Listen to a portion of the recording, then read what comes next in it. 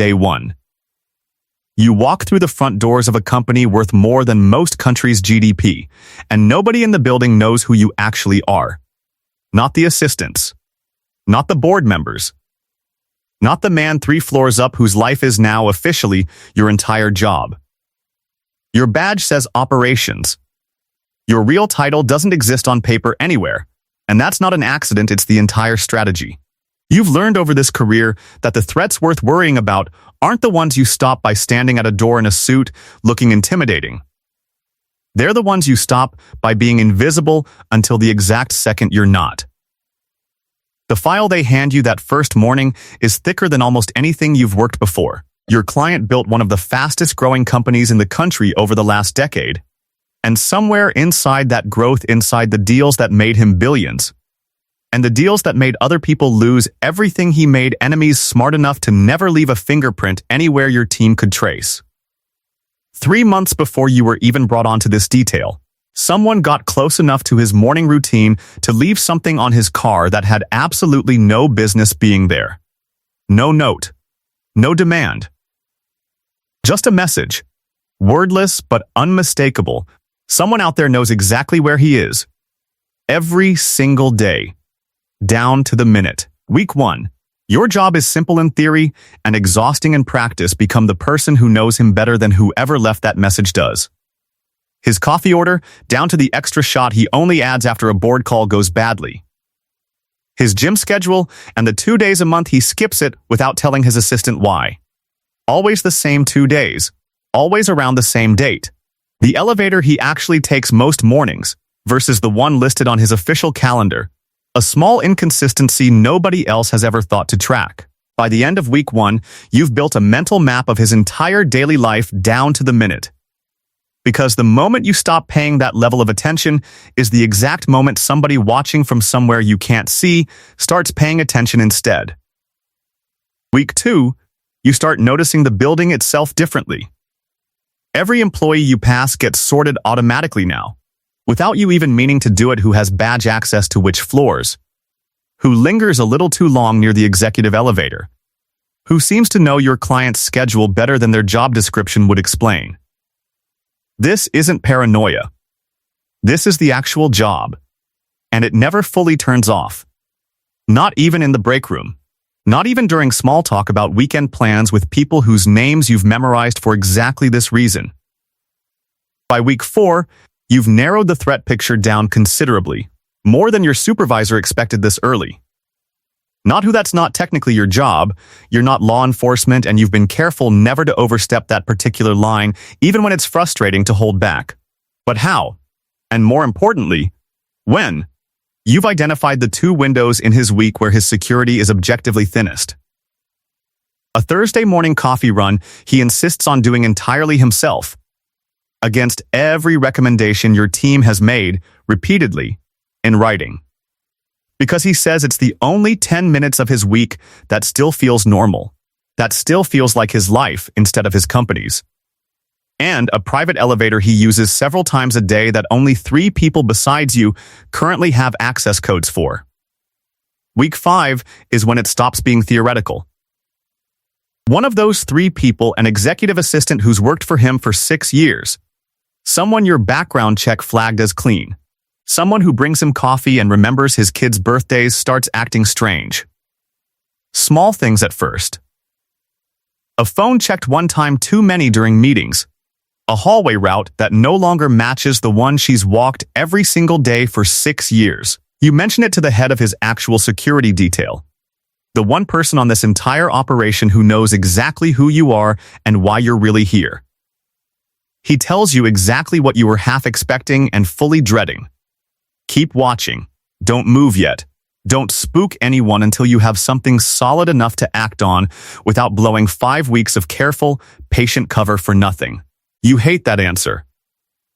You also know, from a mistake earlier in your career, that he's probably right. The one time you moved too early on a hunch that wasn't fully confirmed, you tipped off exactly the person you were trying to catch.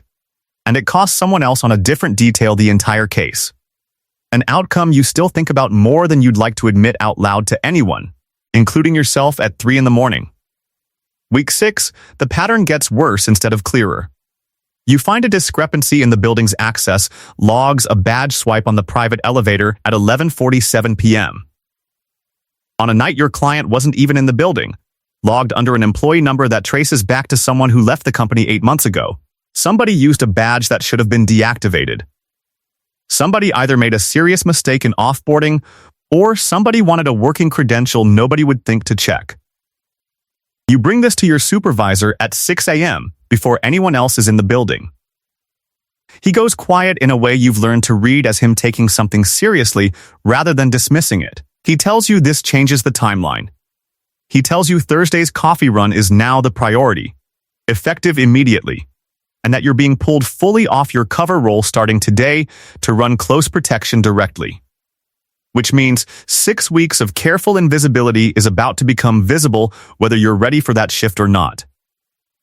Thursday arrives faster than you're prepared for. The coffee run.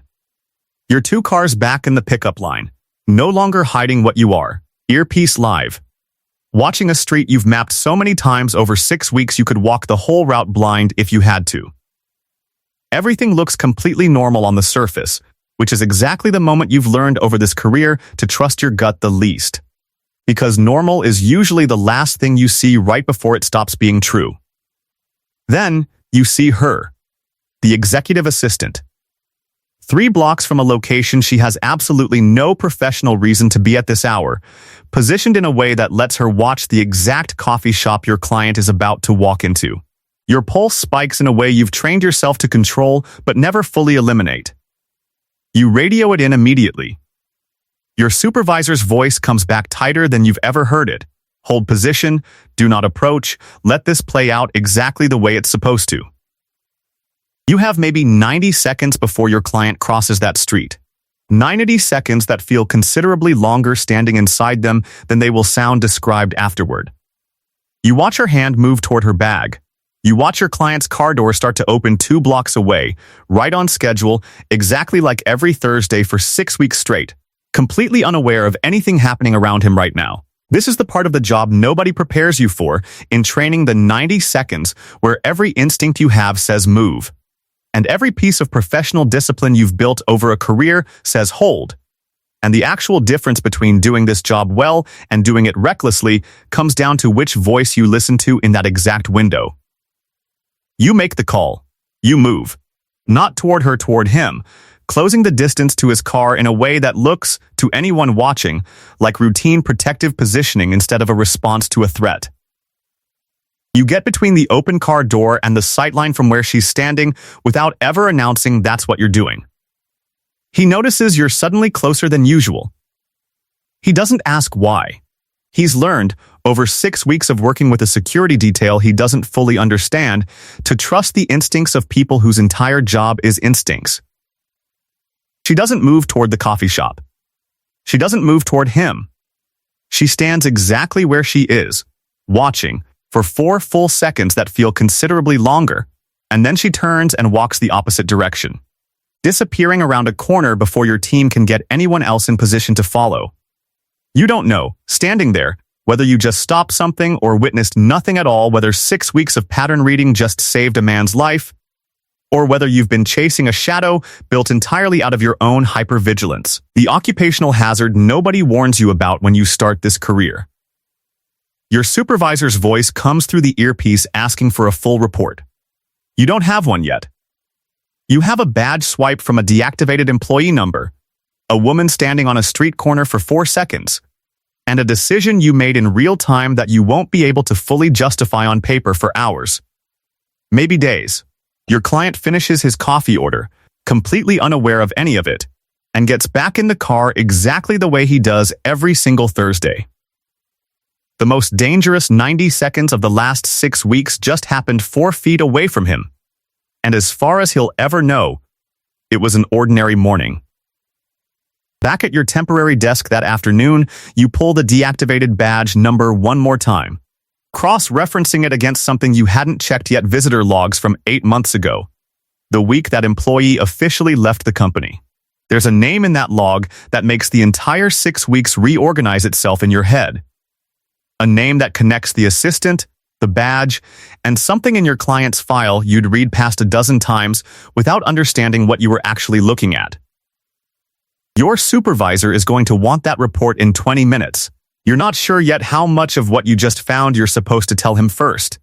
If you want to know what that name was and what actually happens next, let me know in the comments, and I'll finish the story in part 2.